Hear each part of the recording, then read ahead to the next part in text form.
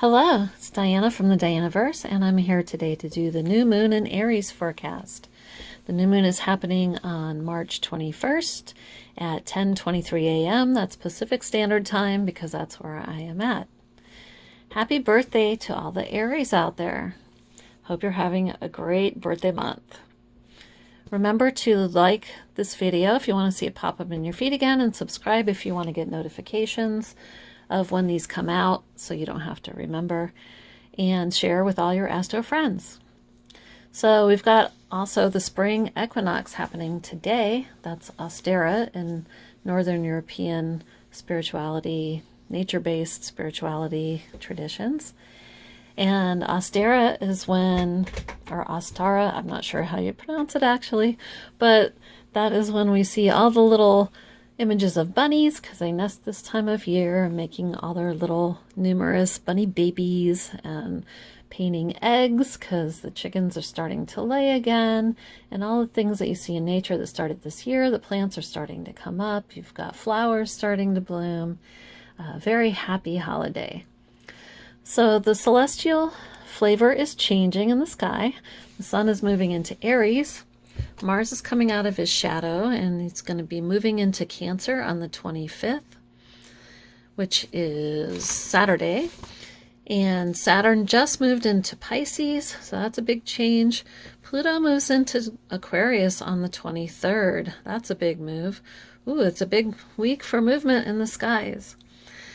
We have bigger cycles crossing threshold points and smaller cycles within that move faster.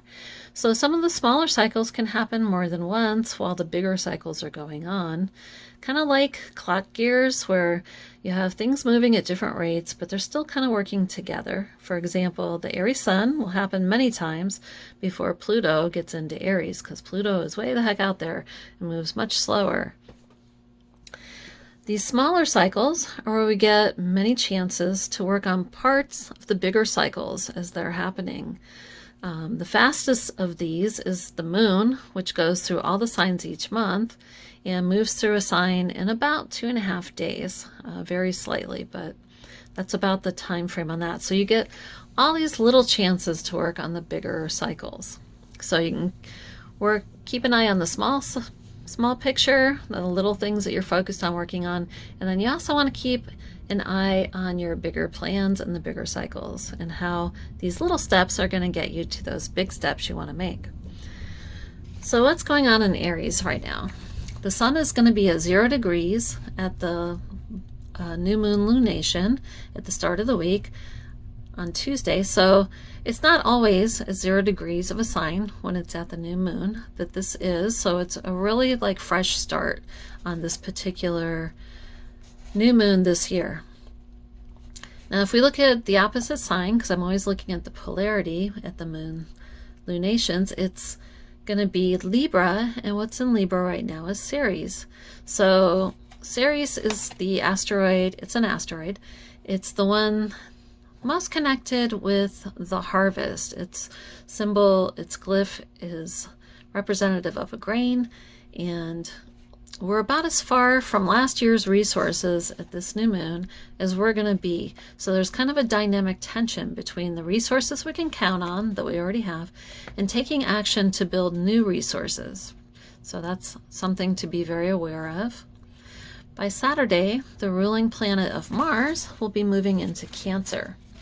So when it gets into Cancer, people are going to be feeling a little bit more self-protective and focused on the actions they're trying to make themselves. So anything that you're trying to work on in open communication is going to work better earlier in the week. If you're into activism, this is a really great week for getting together with your clan and making plans about actions you're going to be taking in the near future. The communications will be really good in the early part of the week. We've got Mercury in Aries, so that's your thoughts. Chiron, so there can be healing, feeling like, yes, we can do this thing. Feels good. And Jupiter, so you can make big moves early in the week and set plans in motion. The Mercury is in a fire sign. with the Aries. Aries is a fire sign. So look at the things that trigger or excite you this week to see where you want to take action. You could really level up. It's less about intellect and more about the excitement, the enthusiasm level that you can feel in things that you're communicating, that you see in the news or that you're talking to other people about. Really look for those things that excite you. So by Thursday, Pluto sends its antennas up into Aquarius, and there could be some weird news that comes in. But early in the week, it's supporting all that Aries action I just talked about. So it can help you change if you're looking to make big changes or leave behind bad habits too. That's one that you can really start new habits. This would be a great time for this early in the week this week. At the same time, when Pluto is moving on from Capricorn and putting its antennas up into Aquarius, it's going to be squaring Venus and the North Node, which are conjunct. So it could mean changing your values in the long term, looking for more meaningful resources from relationships or work, and you won't be looking back. You're going to just be letting those things go because Pluto is no longer going to be in Capricorn in that earthy, resource building kind of sign.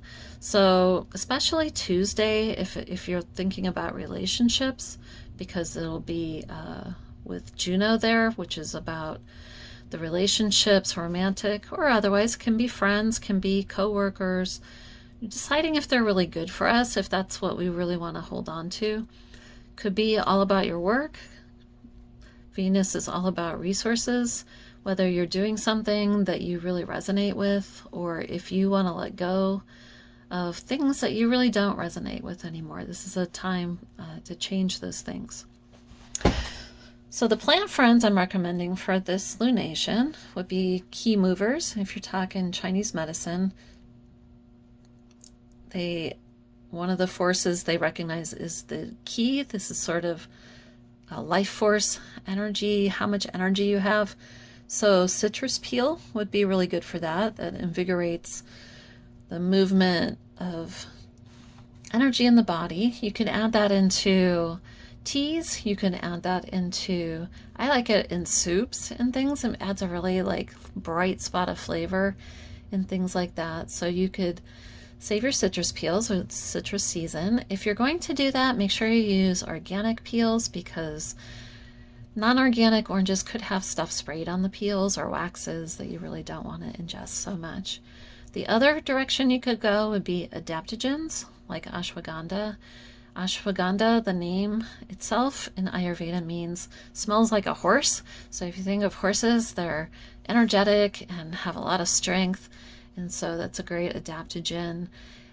It's best extracted with an oil. So traditionally it would be like a moon tea, with milk, full fat milk, or you could use coconut milk, or you could just use coconut oil when you're making your tea with it. So those are all options for this lunation. Your stone friend would be citrine for fiery Aries season. Citrine is known for drawing resources to you, so you can really get that focus going with whatever you're doing in your work life. Citrine can go on your altar for this lunation. And if you work with tarot cards and you want to put that on your altar, you would go with Emperor.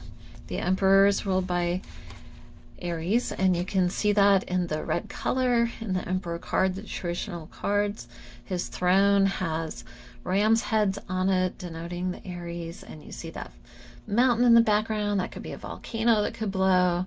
So the Emperor is a card to put to help you with your focus and your self-determination, and also wisdom, because the Emperor is at the top. He's gotten to the throne because he's gone through some stuff and he knows how to focus and direct his energy in a way that's good for him and everybody else, right? So I'll be putting some of the things I have going on at the Dianaverse down in the show notes. These are classes that are going to be scheduled for upcoming few months. This will be herbalism, so I'm going to do a seedweed walk, and I'm going to do a plant walk out in the parks here locally if you're here in the Seattle area. And I'm also going to be doing some natural dyes, plant dye classes. These are going to be end of May going into June, because I will be in Scotland again in April, early May.